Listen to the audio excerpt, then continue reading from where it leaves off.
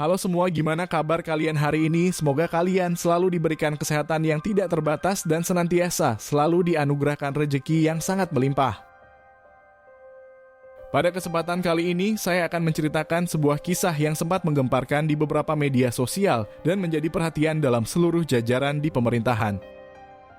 Di mana di sana terdapat sebuah problematika yang cukup memprihatinkan sebab terjadi karena persoalan berbeda pandangan ataupun pilihan calon presiden. Peristiwa ini terjadi di tanah Madura dan masih ada kaitannya dengan sebuah tradisi yang sangat mengakar kuat di sana. Sebab ada pertarungan dua orang pria yang meributkan permasalahan politik yang berkembang saat itu. Menurut keterangan yang saya dapatkan, dari kejadian tersebut ternyata ada satu orang yang akhirnya menjadi korban. Dia mengalami luka yang cukup dalam di bagian perutnya. Dan pada tulang rusuk sebelah kirinya juga tertembus timah panas karena tertembak dari jarak 1 meter.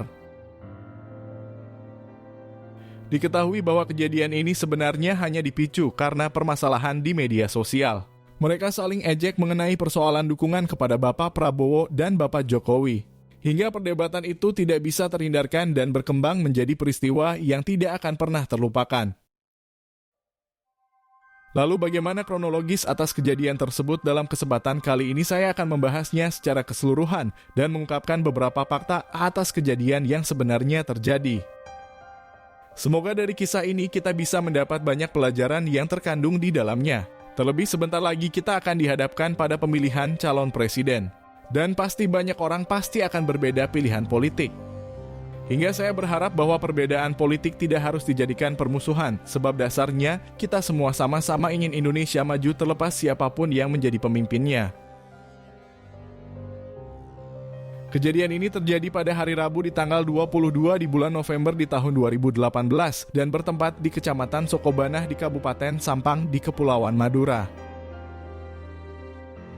Diketahui bahwa korban dalam peristiwa ini bernama Subaidi yang berusia sekitar 34 tahun dan berprofesi sebagai tenaga ahli di bidang pemasangan dan perawatan gigi.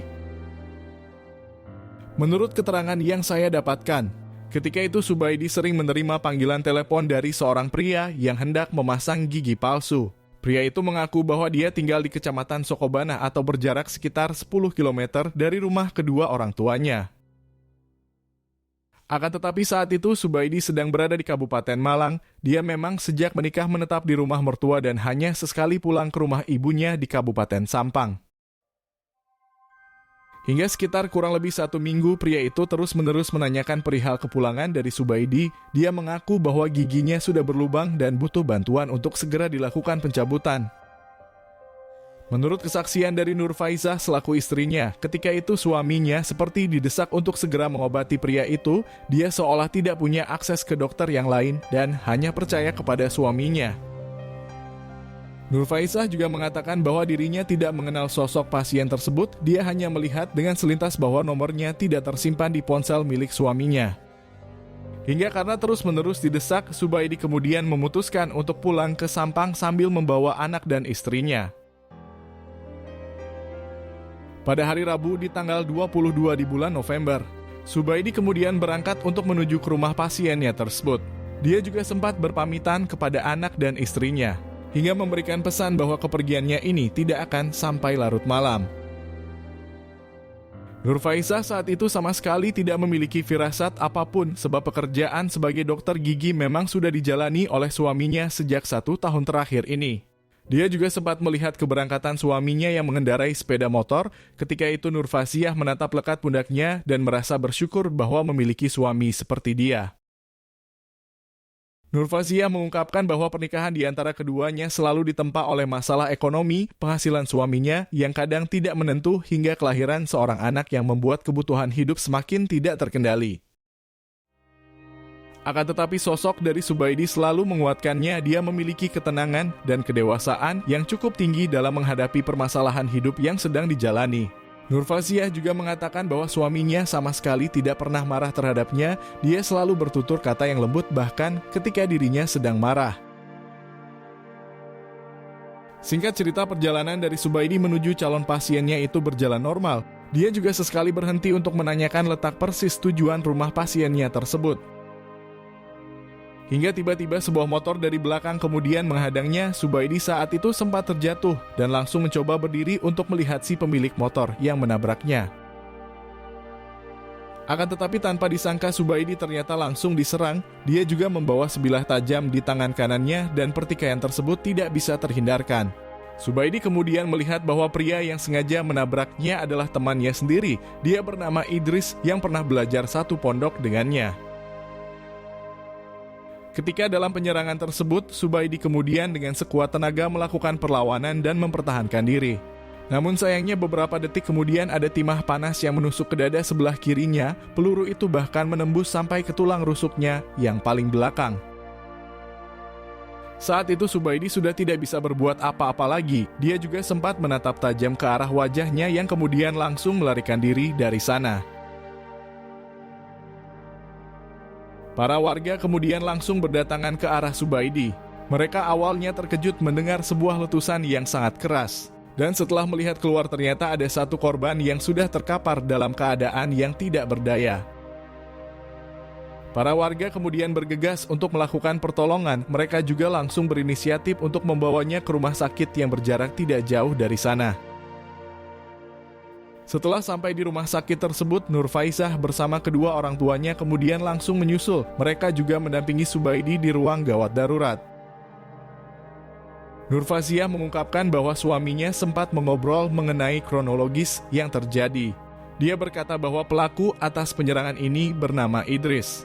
Dan kemungkinan besar dipicu karena perdebatan mereka soal pilihan politik yang berbeda di salah satu media sosial. Kondisi dari Subaidi awalnya berangsur membaik ketika pertama kali menjalani perawatan. Sayangnya sekitar 5 jam kemudian tubuhnya sudah tidak lagi bisa menahan luka di bagian dada kirinya. Dan Subaidi akhirnya harus menghembuskan napas terakhirnya di samping istri dan satu orang anak laki-lakinya. Sementara itu pihak kepolisian kemudian bergerak cepat setelah mendapat laporan mengenai peristiwa ini. Mereka juga sudah mengantongi satu orang pelaku dan kemudian langsung melakukan pencarian. Hingga sekitar jam 1 siang di hari Kamis di tanggal 23 di bulan November, seorang pria kemudian berhasil diringkus dalam pelariannya menuju ke tempat persembunyiannya. Dia selanjutnya dibawa ke kantor kepolisian di wilayah hukum di Kabupaten Sampang.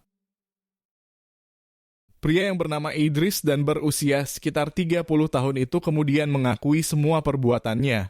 Dia mengungkapkan bahwa tindakan ini terjadi karena alasan sakit hati atas perbuatan korban yang mengancam serta membuat malu dirinya di media sosial. Dalam kesaksian pelaku di hadapan petugas kepolisian, ketika itu mereka sempat bersitegang mengenai postingan di salah satu media sosial milik Habib Bahar. Perbedaan pandangan politik itu membuat mereka berdebat satu sama lain. Saat itu Subaidi berada di barisan para ulama yang mendukung Bapak Prabowo. Dan Idris membela eksistensi Bapak Jokowi untuk menjadi calon kuat sebagai seorang presiden. Sayangnya perdebatan di antara keduanya menjadi tidak terkendali, hingga pada akhirnya ada beberapa kata yang tidak pantas keluar dan menimbulkan polemik yang berkepanjangan. Atas komentar yang dituliskan oleh Idris yang dinilai merendahkan ulama atau habaib, di sana dia langsung didatangi oleh organisasi masyarakat pembela Islam untuk meminta klarifikasi yang sebenarnya. Menurut keterangan yang saya dapatkan, mereka berjumlah sekitar 10 orang dan salah satunya ada Subaidi di sana. Permasalahan yang coba diselesaikan itu sebenarnya sudah berjalan dengan baik. Idris beralasan bahwa akun miliknya yang berkomentar buruk kepada ulama itu sudah disalahgunakan oleh orang lain. Sebab dia mengaku bahwa bukan dirinya yang menuliskan komentar tersebut. Hingga demi perdamaian agar senantiasa terjadi, Idris kemudian memutuskan untuk meminta maaf ke ormas tersebut, meskipun dia tetap bersikukuh bahwa tidak pernah menuliskan komentar yang merendahkan harga diri para ulama. Setelah semua klarifikasi dan permintaan maaf itu sudah didapatkan, para anggota Front Pembela Islam bersama dengan Subaidi akhirnya pulang dan meninggalkan rumah Idris tanpa ada lagi rasa dendam. Akan tetapi berselang 3 hari kemudian, sebuah video yang menunjukkan saat Idris didatangi oleh para anggota ormas kemudian tersebar. Video itu bahkan dinarasikan bahwa Idris seolah adalah seorang pecundang. Dia sangat fanatik mendukung Bapak Prabowo, tetapi ketika didatangi oleh pendukung Bapak Jokowi, dia malah ketakutan. Dalam pengakuan Idris di hadapan petugas kepolisian juga menyebutkan bahwa dirinya merasa sangat marah dengan penghinaan dari pengunggah video tersebut. Dan dia akhirnya mengetahui bahwa yang pertama kali memposting video itu adalah Subaidi. Dari sana rasa dendam itu kemudian muncul. Dia merasa bahwa narasi yang keluar dari mulut Subaidi sangat merendahkan harga dirinya. Bahkan hal itu membuat dia akhirnya dikucilkan oleh para pendukung Pak Jokowi yang lain. Menurut keterangan yang saya dapatkan, Idris ternyata sempat mendatangi rumah dari kedua orang tua Subaidi. Dia ingin menyuruhnya untuk menghapus postingan dari video tersebut dan meminta penjelasan mengenai alasan atas narasi yang ditulis olehnya. Akan tetapi Subaidi ternyata tidak berada di rumah kedua orang tuanya, dia sedang di rumah dari istrinya di Kabupaten Malang. Pemuda asli dari Madura itu kemudian tidak kehilangan cara untuk melakukan pembalasan dendam. Dia selanjutnya mencari dan meminta nomor ponsel Subaidi ke beberapa teman terdekatnya. Hingga setelah nomor ponsel itu akhirnya didapatkan, rencana berikutnya dia kemudian akan menghubunginya dan berpura-pura sebagai pasien yang meminta untuk dipasangkan gigi buatan Subaidi. Namun karena Subaidi sedang berada jauh dari Pulau Madura, dia sempat menolak permintaan itu sebab tidak berjanji akan pulang dalam waktu yang dekat. Idris yang sudah dalam keadaan ambisius sebab harga dirinya tercoreng karena postingan Subaidi kemudian terus-menerus memintanya untuk memasangkan gigi palsu tersebut. Dia merayunya dengan segala cara bahkan menaikkan harganya sampai menjadi 2 kali lipat. Dari sana Subaidi kemudian mulai tergoda sebab sangat jarang sekali pasiennya memberikan harga yang begitu mahal untuk jasanya tersebut. Dan sekitar 1 minggu kemudian Subaidi akhirnya pulang ke kampung halamannya di Sampang, Madura. Mereka berdua kemudian saling mengikat janji untuk bertemu. Dari sini Idris kemudian mulai menyusun segala rencana yang berada di dalam kepalanya. Dia juga bahkan mempersiapkan segala peralatan untuk melakukan eksekusi tersebut. Menurut keterangan yang saya dapatkan, Idris ternyata memiliki sebuah pistol yang dibelinya sekitar beberapa tahun yang lalu dan benda itu juga akan dibawanya ketika bertemu dengan Subaidi. Dalam logika yang berada di kepalanya, Idris sudah kerasukan iblis yang begitu nyata. Dia bahkan tidak memperdulikan segala resiko yang akan terjadi. Dan satu harga diri yang sudah direndahkan harus dibayar oleh pembalasan yang cukup sepadan. Hingga akhirnya waktu pertemuan dari mereka kemudian tiba. Subaidi berkata bahwa dia sebentar lagi akan menuju ke rumahnya di Kecamatan Sokobona dan meminta diberikan petunjuk jalan agar sampai dengan cepat di lokasi yang diarahkan. Dengan kemampuan tipu daya yang dimiliki oleh Idris, pria itu nyatanya mampu mengarahkan Subaidi menuju jalan yang cukup sepi. Dia berencana akan menunggunya di sana hingga mencegatnya ketika sudah berpapasan. Sekitar 10 menit keberangkatan Subaidi dari rumahnya, Idris akhirnya berhasil melihat mantan teman di pesantrennya dulu itu melintas di depan matanya. Pria itu kemudian mengekor motor Subaidi dari belakang dan menunggu waktu yang tepat untuk melakukan pencegatan. Hingga akhirnya setelah kondisi jalan dirasa cukup aman, Idris kemudian langsung menghadang Subaidi dengan cara menabrak motornya dan hal itu seketika membuat Subaidi sampai terjatuh dengan tidak sempurna.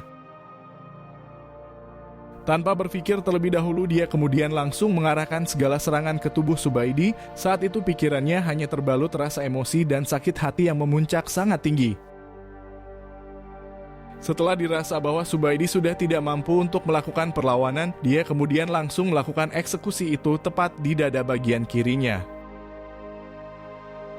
Idris awalnya menyangka bahwa Subaidi sudah tidak lagi bernapas dan dia kemudian akhirnya melarikan diri sebab para warga juga sudah banyak yang berdatangan. Awalnya Idris mengira bahwa apa yang dia lakukan tidak akan pernah terungkap, namun sekitar 1 hari kemudian dia ternyata berhasil tertangkap ketika hendak pergi keluar kota. Idris saat itu sudah tidak bisa menyangkal apapun mengenai perbuatannya dan dia digiring ke kantor kepolisian oleh beberapa petugas satuan hukum di wilayah Kabupaten Sampang. Menurut keterangan yang saya dapatkan, Idris kemudian didakwa bersalah di pengadilan dan divonis selama seumur hidup di dalam penjara. Dia mengaku tidak menyesal dalam aksi yang dirinya lakukan sebab sebagai seorang manusia harga dirilah yang menjadi tujuan hidup yang paling utama. Sebuah prolog dari kisah yang cukup memprihatinkan di mana hal ini terjadi karena awalnya hanya berbeda pandangan politik. Saya berharap kita semua mendapat pelajaran dari cerita yang saya sampaikan. Terlebih beberapa bulan ini akan menggelar pemilihan umum calon presiden dan kita pasti berbeda satu sama lain mengenai pilihan tersebut. Namun setiap perbedaan bukan menjadi alasan untuk permusuhan sebab kita adalah satu saudara yang mengikat atas nama Persatuan Indonesia. Terima kasih sudah menonton video ini sampai habis. Berikan dukunganmu dengan menekan tombol suka dan tuliskan pendapat kamu di bawah kolom komentar.